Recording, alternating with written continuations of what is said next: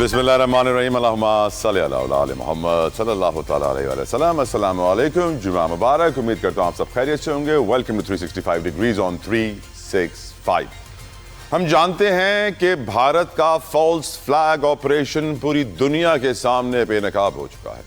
अक़वाम मुत्तहिदा ने भी ये कह दिया है कि पहलगाम हमले में पाकिस्तान के मुलव्वस होने के कोई शवाहिद नहीं मिले हैं, और भारत ने जिस तरीके से पाकिस्तान के ऊपर जंग मुसल्लत की उसका भी एतराफ़ किया गया है कि असल जंगी जुनून भारत को है। दहशतगर्दी का झूठा इल्ज़ाम पाकिस्तान पर लगाया गया, और अक़वाम मुत्तहिदा ने यह बात आज करके दुनिया को फिर एक बार याद दिला दिया है कि इस खित्ते को सबसे ज़्यादा ख़तरा अगर किसी से है तो वो भारत की हिंदुत्व एक्सट्रीमिस्ट सोच नरेंद्र सिंह मोदी की सोच से है, और इस बात में कोई शक व शुबा न रहे।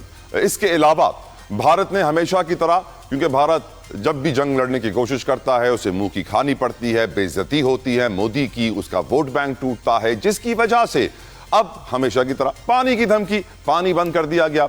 बताया जा रहा है कि इस वक्त जो कश्मीर से पाकिस्तान में नहरें आती हैं, चाहे वो दरियाए चनाब हो, दरियाए नीलम हो, दरियाए झेलम हो, पानी की सतह मुसलसल इनमें गिर रही है। भारत की जानिब से पानी बंद कर दिया गया है। इंडस वाटर कमीशन की जानिब से कहा गया है कि वो आलमी अदालत से रुजू करेंगे।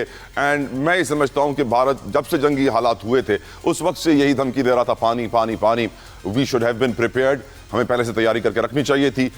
हमारी स्ट्रेटजी होनी चाहिए थी कि हमारा दुश्मन हमें बार बार बता रहा है कि हमारा पानी बंद करेगा, तो हमने क्या तैयारी की है, इसके ऊपर आज के प्रोग्राम में हम बात करेंगे। इसके अलावा हम बात करेंगे जस्टिस साबिक जस्टिस तारिक महमूद जहांगीरी साहब की। हम जानते हैं कि बड़ा फैसला आया है सरफराज डोगर साहब की अदालत से, और जो इसके बाद की सूरत हाल पैदा हुई, क्योंकि कल से हम इसको डिस्कस करते हुए देख रहे हैं, सुन रहे हैं। सुप्रीम जुडिशल काउंसिल के पास ये इख्तियार है कि वो किसी भी जज को काम करने से रोक सकता है।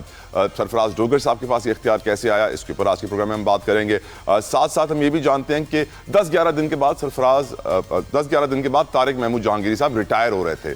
उनको पर्क्स एंड प्रिविलेजेस और पेंशन मिलना शुरू हो जाती, इसीलिए बताया जा रहा है कि जल्दी में ये सारा कुछ हुआ ताकि उनकी पेंशन ना शुरू हो जाए। 5 साल मुकम्मल हो जाते हैं उनकी सर्विस को, तो उनकी पेंशन पर्क्स होते और वो आराम से इस्तीफा देके चले जाते। शायद वो भी इंतजार कर रहे थे कि 10 दिन और गुजर जाएं, इसीलिए वो अदालत में कह रहे थे कि कत्ल के मुजरिम को भी 7 दिन मिलते हैं, आपने मुझे डोगर साहब 3 दिन दिए हैं। तो खैर इसके ऊपर ही बात करेंगे। और जो फैसले उन्होंने किए हैं जहांगीरी साहब ने, तो वो अगर फैसले किसी ने समझते हैं, बहुत सारे लोग समझते हैं कि वो फैसले रिवर्स होने चाहिए। नाअहल जज ने फैसले किए थे इसलिए वो रिवर्स होने चाहिए, लेकिन उसका एक बहुत बड़ा जुडिशल इम्पैक्ट आएगा एक ऐसे मुल्क में जहां ऑलरेडी इतने सारे केसेस पेंडिंग पड़े हुए हों। इसके ऊपर आज के प्रोग्राम में हम गुफ्तगू करेंगे। साथ साथ मईशत के हवाले से PIA की निचकारी की एक और राउंड हम देखने जा रहे हैं। 26 दिसंबर को बताया जा रहा है बिडिंग लाइव दिखाई जाएगी, प्राइम मिनिस्टर ने कह दिया है।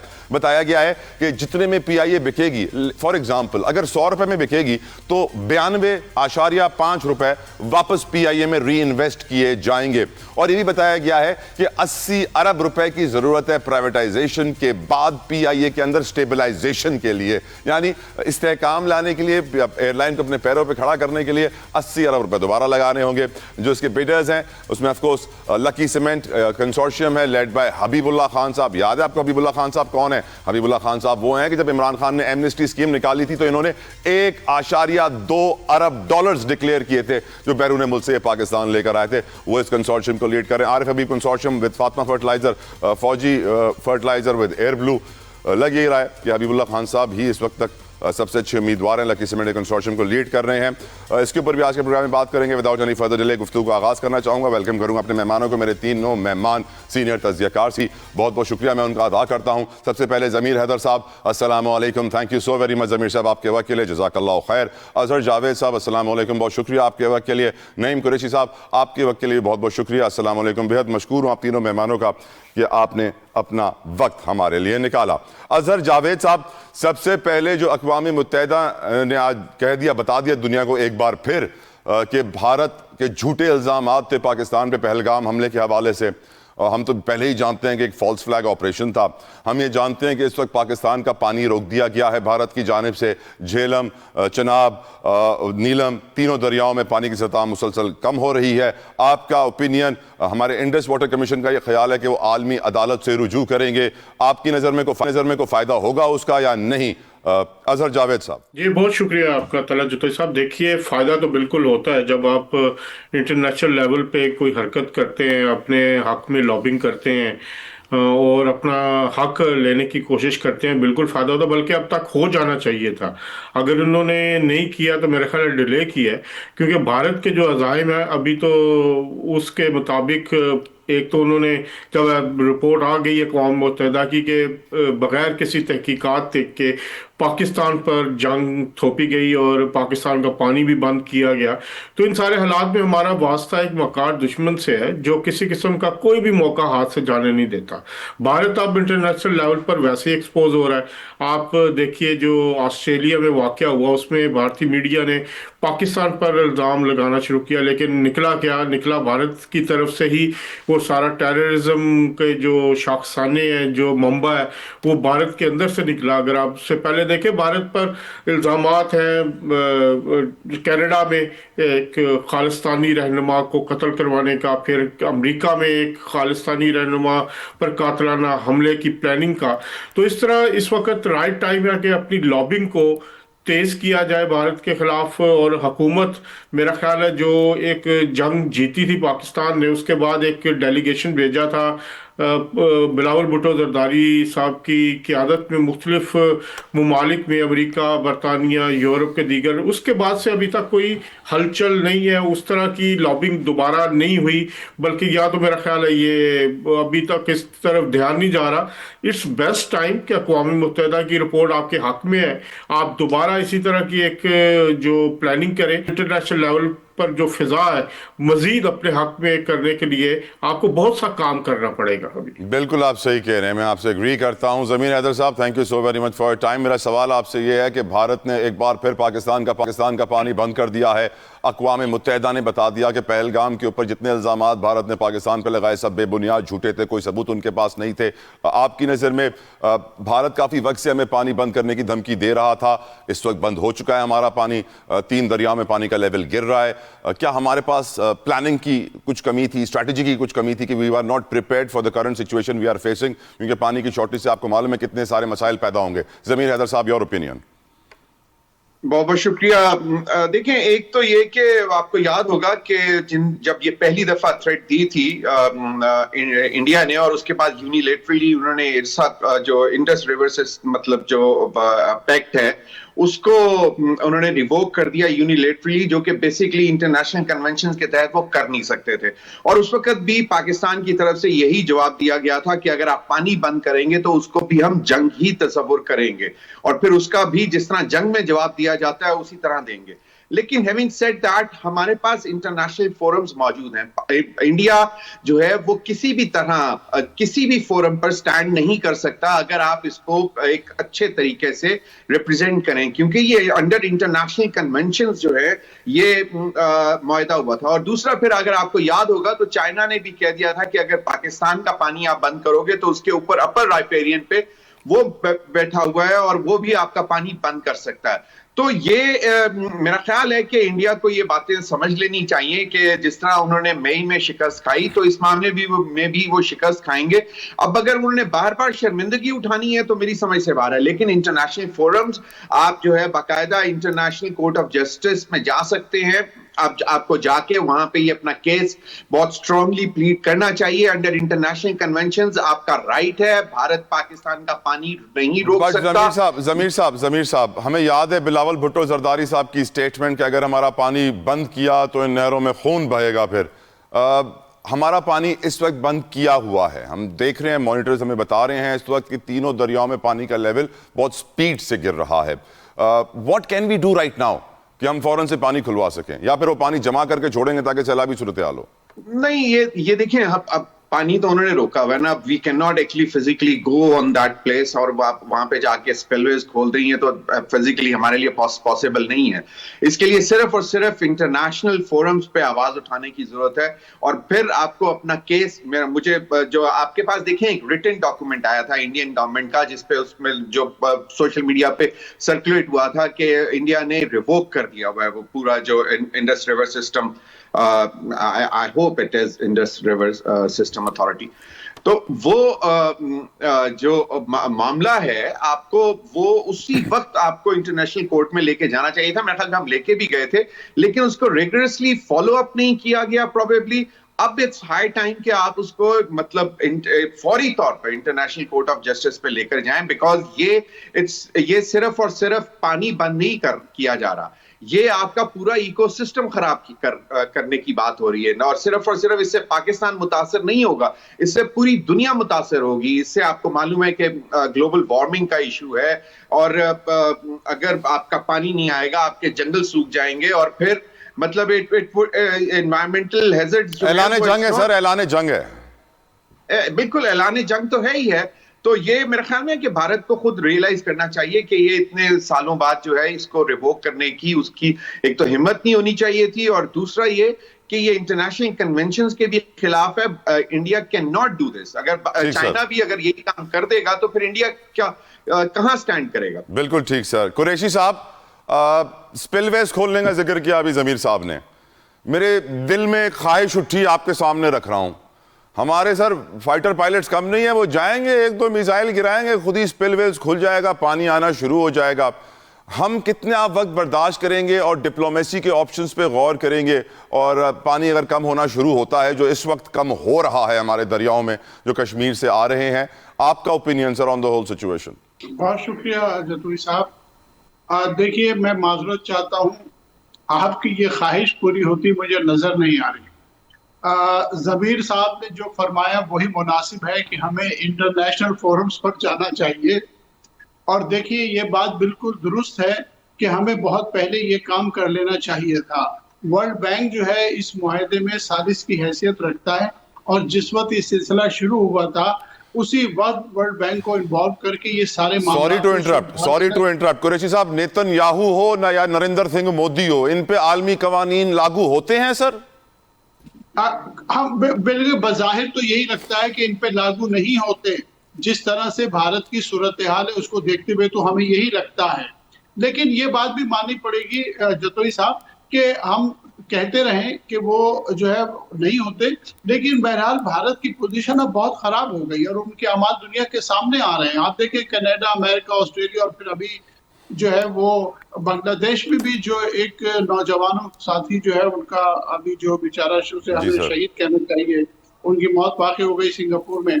तो उसमें भी भारत के फोन इस्तेमाल हुए, उनको धमकियां दी जा रही थी। तो भारत का चेहरा बहरहाल एक्सपोज तो हुआ है दुनिया भर में, और उनकी वो पोजीशन जो है वो नहीं, जो साल भर पहले इंडिया की पोजीशन थी और आज जो पोजीशन है वो हमारे सबके सामने है। और यकीनन जो जंग हमने उनसे जीती है उसका भी एक किरदार है, लेकिन उनके अपने अमाल का ज्यादा अमन दखल है कि दुनिया में बहरहाल भारत एक्सपोज हो गया है।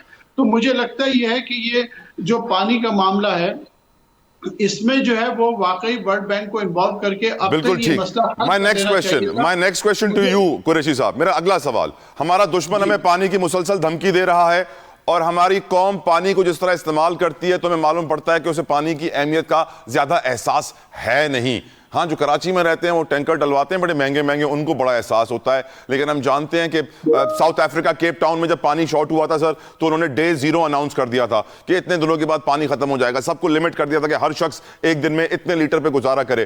क्या आपको पाकिस्तान में कोई स्ट्रैटेजी, कोई प्लानिंग नजर आ रही है सिचुएशन को टैकल करने के लिए? ये बड़ी बदकिस्मती है कि हमारे यहाँ हमें ऐसी कोई सूरत हाल नजर नहीं आती लोगों में, हत्ता कि जिस बात को आप कह रहे हैं इसकी अहमियत और इसकी अवेयरनेस के बारे में कुछ भी हुकूमत ने नहीं किया, किसी भी इदारे ने नहीं किया। मैं आपको अपना एक जाती तजर्बा बता दूं, मैं 1994, 1995 2 साल मुसलसल जापान गया।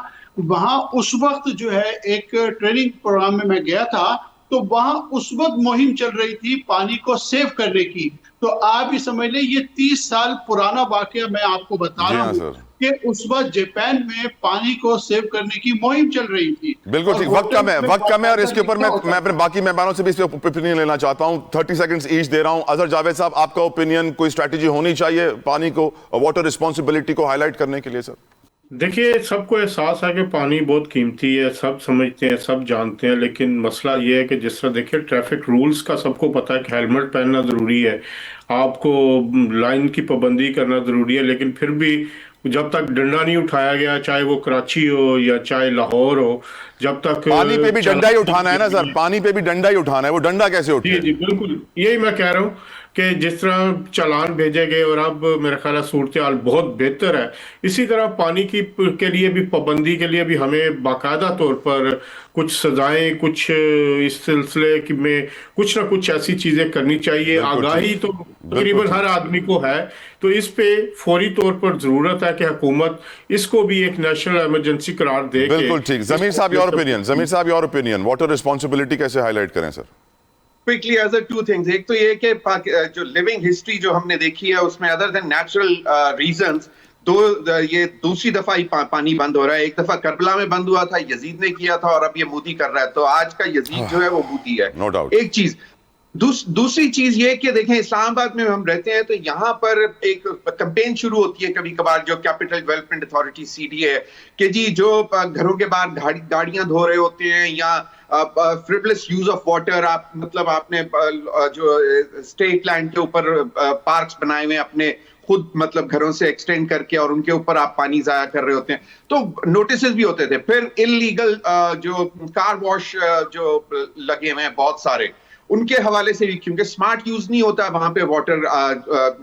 तो basically smart ways of using water conservation की तरफ लेकर जा सकता है कि आप किस तरह पानी को कंजर्व कर सकते हैं। और सबसे इंपॉर्टेंटली आपको जो अपने कैनाल सिस्टम को उसको पक्का करना है, क्योंकि बहुत ज्यादा पानी जाया होता है। और जो आपका रिसाइकिल का सिस्टम है वो बहुत जरूरी है, क्योंकि अगर आपने वेस्ट वाटर को रिसाइकिल करके एटलीस्ट आप उसको फार्मिंग के लिए यूज करें, तो वो एक जो है इंसेंटिव हो सकता है कि आपका पानी भी बचे, और दूसरा ये कि फार्मर्स भी यकीनन खुश होंगे, क्योंकि उनको भी कमी महसूस होती है पानी की। तो ये एक दो तरीके हैं जिसकी तरफ बेसिकली जाना चाहिए, कि एक तो वेजिटेशन भी हो सकती है रिसाइकिल करके वेस्ट वाटर को, जिसको आप बिल्कुल जाया करते हैं, और वो that can be routed towards agri lands, तो आपको इसका फायदा भी मिल सकता है। बिल्कुल ठीक। आज की एक और बड़ी खबर, लाहौर की इंसदाद दहशतगर्दी अदालत ने 9 मई हमला केस के अंदर पीटीआई रहनुमाओं को सजाएं सुना दी हैं। डॉक्टर यास्मीन राशिद, एजाज चौधरी, उमर सरफराज चीमा, सबको 10-10 साल कैद की सजा सुनाई गई है। इसके ऊपर पहले बात करेंगे, मैं शुरू करूंगा ये गुफ्तगू जमीर हैदर साहब आपसे। आपकी नजर में ये सजाएं जो सुनाई गई हैं, क्या इंसाफ का बोलबाला हुआ है? क्या जमहूरियत मजबूत होगी इससे? क्या मुल्क में मजीद हम डिसिप्लिन देखेंगे आने वाले वक्त में? आप इन सजाओं को कैसे देखते हैं जमीर साहब? बाकी चीजों का तो मुझे नहीं मालूम, लेकिन डिसिप्लिन जरूर देख लेंगे आप, क्योंकि ये आपको मालूम है कि ये जो है रेड लाइन डिक्लेयर किया गया था कि जी ये जो वाकयात हुए हैं 9 मई के, इनके ऊपर जीरो टॉलरेंस है, और ये रेड लाइन थी जो कि क्रॉस हो चुकी हुई है। अब ये है कि क्या बाकायदा तौर पर तमाम कानून के तकाजे पूरे किए गए हैं? मैंने कभी कोर्ट रिपोर्टिंग की नहीं, ना इतना मुझे कोई कानून का इल्म है। मतलब कानून का इल्म, मतलब मैं कानून को मानता हूं, लेकिन मतलब मुझे ये मतलब इतने कोई लीगल जो है वो चीजें नहीं मालूम। लेकिन मैं ये समझता हूं कि देखें, बात ये है कि हो गया। मैं हमेशा कहता होता हूं कि एक चार्ज क्राउड जो होता है, अगर उसका कोई लीडर सामने, कोई जेन्युइन लीडर ना हो, तो वो अपनी मर्जी करता है, और फिर वो जिधर उसका मुंह होता है वो उस तरफ निकल जाता है। और मेरा ख्याल में कि 9 मई को इसी तरह हुआ था।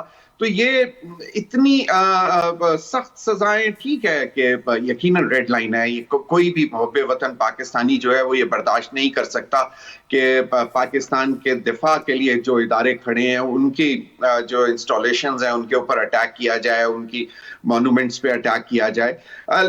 लेकिन इसमें एक क्राउड मेंटेलिटी भी तो होती है। अब आप हर एक को किस तरह जो है हाँक सकते हो, उस वक्त नहीं हुआ। मैं समझता हूं शाह महमूद को बरी कर दिया गया जमीर साहब, शाह महमूद कुरैशी साहब को बरी कर दिया गया इस केस में। देखें, ये यकीनन, क्योंकि शाह महमूद कुरैशी साहब तो खुद फिजिकली मौजूद नहीं थे, लेकिन डॉक्टर यास्मीन राशिद साहिबा जगह पे गाड़ी के ऊपर बैठी हुई थी। अब मुझे नहीं मालूम कि वो कौन सी जगह है, लेकिन कहा यह जा रहा है कि वो लाहौर में उसी जगह पर जिन्ना हाउस के करीब ही थी। वो क्राउड को मना कर रही थी कि ना जाओ, या उनको जो है वो इश्तियाल दिला रही थी। अब ये एग्जैक्टली मुझे तो नहीं मालूम। बेसिकली जितना भी एविडेंस होगा वो तो वहां पे सामने अदालत के सामने रखा होगा। और आपको देखें, अभी जनरल फैज को सजा हुई है और उसमें एक ओपन एंडेड लाइन थी आखिरी के जी कुछ सियासी सरगर्मियां और इस तरह के मामलात में अभी जो है इनके उसके ऊपर मजीद काम होना बाकी है। तो ये तो कड़ी है जो आपको आने वाले दिनों में मजीद सख्त होती नजर आएगी, क्योंकि उसको रेड लाइन डिक्लेयर कर दिया गया था। बिल्कुल ठीक। कुरैशी साहब, योर ओपिनियन सर। देखिए, ये बहुत सैड स्टेट ऑफ अफेयर्स है। पाकिस्तान को सियासी इस्तेहकाम की ज़रूरत है, लेकिन मैं समझता हूँ कि इन सज़ाओं से पाकिस्तान में सियासी इस्तेहकाम कभी भी बदकिस्मती से कभी भी नहीं आ सकेगा। जहाँ तक इंसाफ के तकाज़ों का ताल्लुक है तो ये बात हम बहुत अच्छी तरह जानते हैं और हम समझते यही है कि इस वक्त पाकिस्तान में जो भी मुकदमात अदालतों में चल रहे हैं उसमें इंसाफ के तकाजे पूरे नहीं किए जा रहे।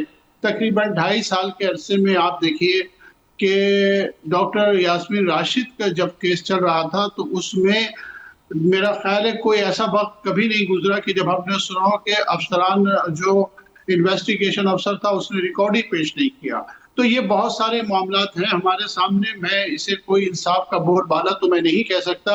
मैं तो इन वाकयात को शुरू दिन से आपको पता है कि इंसाफ का कत्ल ही कहता रहा हूँ। जिस तरह जस्टिस जहांगीरी साहब के साथ हो रहा है वो भी हमारे सामने है। तो मैं समझता हूँ कि इन सजाओं का कोई अहमियत इस एतबार से नहीं है कि इस केस में तो बहुत सारे लोग को पहले भी सजाएं हो गई हैं और ये शाह महमूद कुरैशी साहब को तो बरी करना ही था, वो तो वहां मौजूद ही नहीं थे फिजिकली। इससे पहले भी उनको जो है एक केस में जो है बरी किया गया था। तो मैं नहीं समझता कि ये इंसाफ के तकाज़ों के मुताबिक है। अजहर जावेद साहब, योर ओपिनियन सर। तला साहब, देखिए 9 मई का वाकया कोई रैंडम वाकया नहीं था।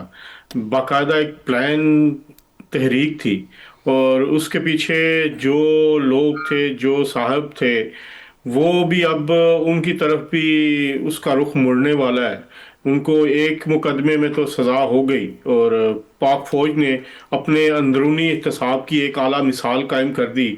उन्होंने एक लेफ्टिनेंट जनरल को, एक ISI के DG को बाकायदा मुकदमा चला के उसको सज़ा दी है। तो अब 9 मई को जो कुछ हुआ वो एक बगावत की कोशिश थी। जो तमाम इशारे मिलते हैं, जो तमाम तैयारियां मिलती हैं और उस दिन एक कोऑर्डिनेटेड एफर्ट करके वो तमाम जगह जहाँ पे फौजी इंस्टॉलेशंस थी, चाहे वो लाहौर में हो, चाहे वो GHQ हो, चाहे पेशावर हो, चाहे सरगोदा हो, वहाँ पर हमला किया। और ये चीज़ इस बात की निशानदही भी करती है कि इसके पीछे जो लोग थे, जिनका दिमाग था, वो उस दिन। अदर साहब, एक चीज ऐड करना चाह रहा था यहाँ पे, आप ही से पूछना चाह रहा था। आज एक बड़ा अच्छा बयान मैंने देखा ख्वाजा साद रफीक साहब का। वो कहते हैं कि मुल्क में जो जमहूरियत का हाल है ना, कोई किसी को माइनस नहीं कर सकता, लेकिन हाँ, हमें एक नए मीसाके जमहूरियत की जरूरत जरूर है।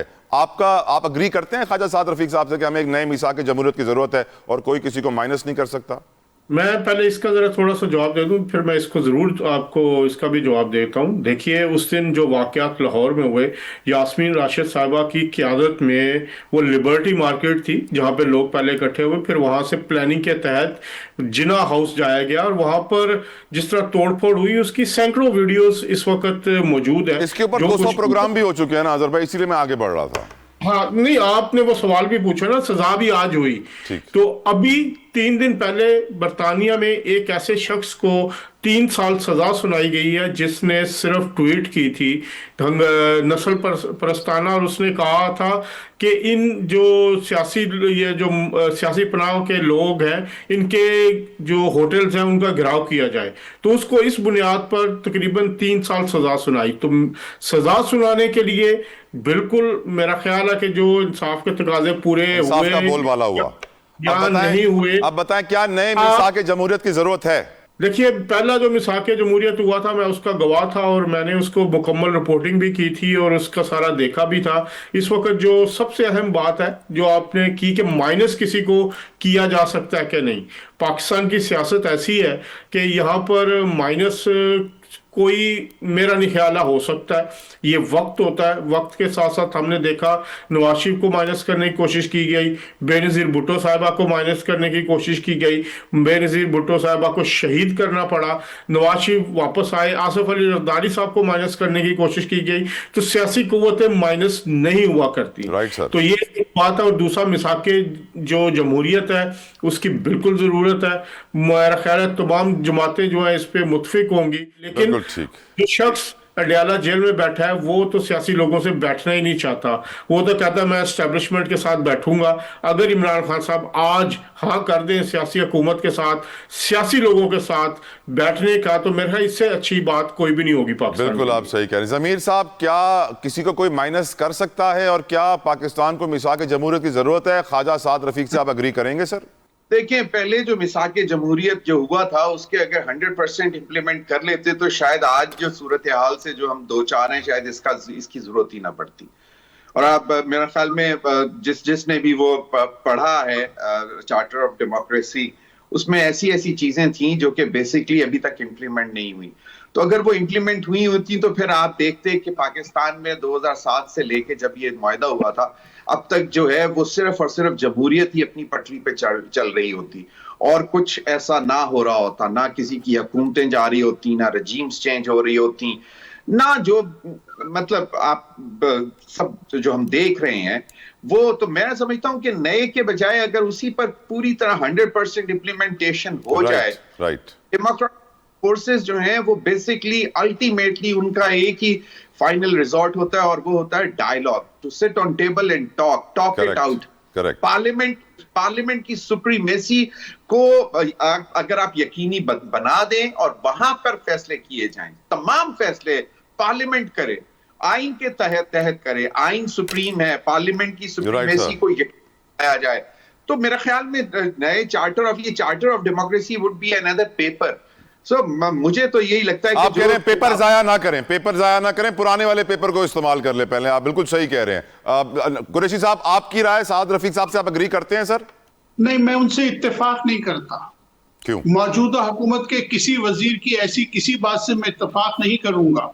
मैं पहले भी कह चुका हूं कि ये बड़े घिसे पीटे अल्फाज हैं। मिसाक जमहूरियत, मिसाक मईशत, ये सारे घिसे पीटे अल्फाज हैं। अगर आपने उन पर अमल दरामद नहीं करना, अभी आप खुद देखिए, वो ये भी कह रहे हैं कि इमरान खान को माइनस नहीं कर सकते।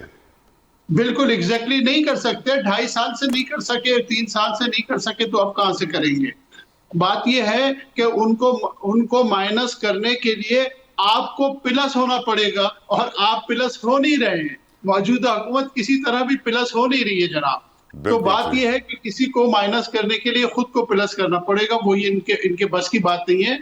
दूसरी बात यह है कि देखिए, अभी जमीर साहब कह रहे थे कि 80% अगर अमल हो जाता वो मिसाक जमहूरियत जो 2007 में हुआ था, तो गोया उस पर तो 20% भी अमल नहीं हुआ। तो जिन्होंने उस वक्त अमल नहीं किया था और आज मौजूदा हुकूमत के लोग जो कुछ कर रहे हैं, उसके बाद ये कहना है कि आइए बैठिए मिसाक जमहूरियत, तो ये मुमकिन नहीं है। बिल्कुल ठीक। 26 दिसंबर को पीआईए की बिडिंग हम लाइव टेलीविजन के ऊपर देखेंगे। पीआईए जितने में बिकेगी उसका 92.5% वापस पीआईए में लग जाएगा। पीआईए को 80 अरब रुपए की जरूरत है निजकारी के बाद अपने पैरों पर खड़ा होने के लिए।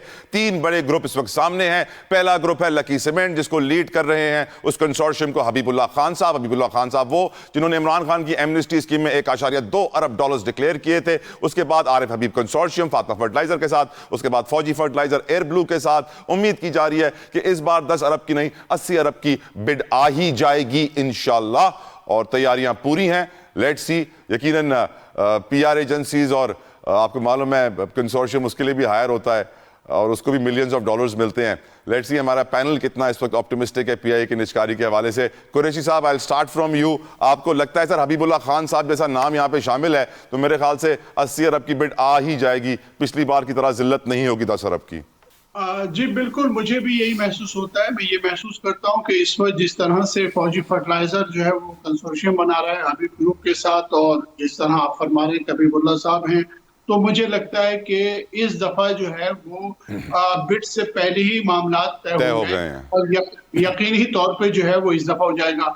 आप अमलन अगर आप देखें तो जो भी बायर है, जो भी बिड देने वाले हैं, वो अमलन जो है 7.5% देकर जो है कीमत का वो उसके मालिक बन जाएंगे। जैसे आपने खुद इरशाद फरमाया कि 92.5% जो है वो तो कहीं लगना है, तो 7.5 अरब दे यानी आप कह रहे हैं जो खरीद रहा होगा 100 रुपए में, उसको मालूम है कि 90 रुपए उसके पास वापस आने हैं। जी एग्जैक्टली, बिल्कुल ऐसा ही है। तो बस मैं क्या बताऊं आपको और क्या कहूं इस मामले में। एक तरफ ये है कि जब तक हम प्राइवेटाइजेशन नहीं करेंगे, जब तक हमारी मईशत समझ नहीं पड़े जाएगी, और हमारी जो ये मौजूदा जो इदारे हैं जिन्हें हम वाइट एलिफेंट कहते हैं, लेकिन बदकिस्मती आप देखिए कि एक ऐसा इदारा, एक जमाने में आपको याद होगा कि यूएई की जो एयरलाइन है एमिरेट्स, उसके बारे में पीआईए, माल्टा की एयरलाइन भी पीआईए, और पता नहीं पीआईए के कैंडिडेट पे तो क्या कुछ है। दूसरी बात है कि इस वक्त पीआईए के पास जो 80% एयरक्राफ्ट हैं वो उनके अपने हैं, जबकि दुनिया की मोस्टली जो एयरलाइंस हैं उन्होंने लीज पे जहाज लिए होते हैं, हमारे 20% लीज पे। लेकिन उसके बावजूद हमारी सियासी हुकूमतें जो है वो जिम्मेदार है पीआईए के डाउनफॉल के। दरहकीकत हम हुकूमतों को ही करार देंगे ना कि पिछले 40 साल में जिस तरह पीआईए का इस्तेहसाल किया गया है सियासी जमातों की तरफ से, तो उसके नतीजे में यही हाल होना था। और अब आप उसको जिस तरह बेच रहे हैं, ये भी पाकिस्तान के साथ बड़ा जुल्म है। जी अजहर जावेद साहब, योर ओपिनियन सर। देखिए, पीआईए जो है मेरा ख्याल है इस दफ़ा उसकी बिडिंग कामयाब हो जाएगी, क्योंकि एक बहुत बड़ा फैक्टर था यूके का और यूरोप का रूट जो था लास्ट टाइम अवेलेबल नहीं था। अब यूके और यूरोप का जो रूट है वो अवेलेबल हो चुका है। एक फ़्लाइट चली है मैनचेस्टर और इस्लामाबाद के दरमियान, और वो अगले 5 महीने के लिए उसकी टिकट ही अवेलेबल नहीं है। प्री बुकिंग हो चुकी है। अभी बर्मिंघम है, मैनचेस्टर है, ब्रैडफोर्ड है, बहुत सारे स्टेशन ऐसे हैं जहाँ पे ये चलनी है। और जो हमारी बात होती है पीआईए वाले, कहते हैं हमारे पास जहाज ही नहीं है, और जहाज होंगे तो ये रूट भी टोटल बुक जाएंगे। तो मेरा ख्याल है इस वक्त पीआईए जो एक लाइबिलिटी बना हुआ है, पूरी दुनिया में यही होता है कि जब इदारे इस तरह की सूरत में होते हैं तो उनको प्राइवेटाइज करके उनको जो है वो हुकूमत अपना बोझ कम करती है। अब हुकूमत अरबों रुपया जो अब हर महीने अपनी जेब से दे रही है। तो पीआईए इसमें बहुत ज़्यादा पोटेंशियल है। पीआईए के जो रूट्स हैं पूरी दुनिया में, कनाडा, अमेरिका का भी चलने वाला, उसकी भी इजाज़त दोबारा लेनी है। तो ये एक अच्छा और खुशाइंद अमल होगा पाकिस्तानियों के लिए। तकरीबन जो ओवरसीज़ पाकिस्तानी मौजूद हैं जो अपनी इस एयरलाइन से आना चाहते हैं, तो इस एयरलाइन की बहाली से और इसकी जो प्राइवेटाइजेशन है उसके बाद पाकिस्तान को रेवेन्यू फिर भी हासिल होता रहेगा। 23 दिसंबर को ये लाइव बिडिंग होगी और उसके जो भी नताइज होंगे वो सबके सामने होंगे, शफाफ तरीके से करने की कोशिश की जा रही है। Right sir. जमीर साहब, आपकी नजर में डील बड़ी कमाल है सर। 100 रुपए लगाओ, 90 रुपए वापस री इन्वेस्ट हो जाएगा आपकी कंपनी में। अच्छा देखिए, बड़ी सिंपल सी बात है कि जितना अगर आप समझते हैं कि 80 अरब रुपया इनको आएगा, तो क्या would that 80 billion rupees would be on the table, और उसकी वापस 92% जो हुकूमत वापस कर देगी, उनको वापस नहीं करेगी, टेक्निकली वो आएंगे नहीं। री invest Who would monitor that कि वो बाकायदा वहां पे इन्वेस्ट हो रहे हैं कि नहीं हो रहे। बहुत से इश्यूज हैं अभी। तो इसके बाद वो रिजर्व होटल आएगा और बाकी जो प्रॉपर्टीज हैं पीआईए की, उस हवाले से भी मामला आपको वो भी कैलकुलेट करनी पड़ेगी। क्या वो 80 अरब रुपए में शामिल होंगी? I am not talking about the जो पाकिस्तान की से बाहर जो पीआईए की प्रॉपर्टीज हैं, जो पाकिस्तान के अंदर प्रॉपर्टीज हैं, वो एक एक प्रॉपर्टी 20-20 अरब रुपए की है, 10-10 अरब रुपए की है। सो बात ये बड़ी सिंपल सी है। अगर देखें कि मैंने देखा कि पाकिस्तान टाइम्स प्राइवेटाइज हुआ, आपने कभी वो अखबार दोबारा कहीं देखा? नहीं। Pakistan times was founded by कायदे आजम, ठीक है? तो ये बहुत सी ऐसी चीजें हैं। What is PIA? PIA is a national flag carrier. आपने पाकिस्तान स्टील मिल्स को प्राइवेटाइज नहीं होने दिया। मैं मानता हूं कि it's not the business of government to do business, लेकिन बात यह है कि आपके पास और बहुत सी ऑप्शंस हैं। अब यही 92% जो वापस आप मतलब कहेंगे कि वो करेंगे, और फिर रिमेनिंग शेयर्स जो हैं वो 12% प्रीमियम पे गवर्नमेंट से वो कंपनी खरीदेगी इन over a period of I don't know 3 years और समथिंग लाइक दैट। अब सवाल ये पैदा होता है कि प्राइवेटाइजेशन के सक्सेसफुल मॉडल है, यूके में बहुत सक्सेसफुल मॉडल रहा, पाकिस्तान में प्राइवेटाइज की क्यों जाता है? आपको मालूम है, मैं अब नाम नहीं लेना चाहता, कि पाकिस्तान टाइम्स क्यों खरीदा गया था और वो डंप कर दिया गया। अब ये पाकिस्तान स्टील में उसको क्यों प्राइवेटाइज नहीं होने दिया गया? क्योंकि जो है उसमें बहुत से लोगों के इंटरेस्ट है, पॉलिटिकल इंटरेस्ट है। बहुत ज्यादा पॉलिटिकल भर्तियां पीआईए में भी ऐसा ही हुआ है। लेकिन बात यह है कि इसको कम से कम इतना ट्रांसपेरेंट जरूर बनाइएगा। तो वो अगर जो पिछली दफा की 10 अरब की जो बिड आई थी, तो उन्होंने भी प्रोबेबली 80 अरब रुपए दोबारा लगाकर इसको खड़ा करना था।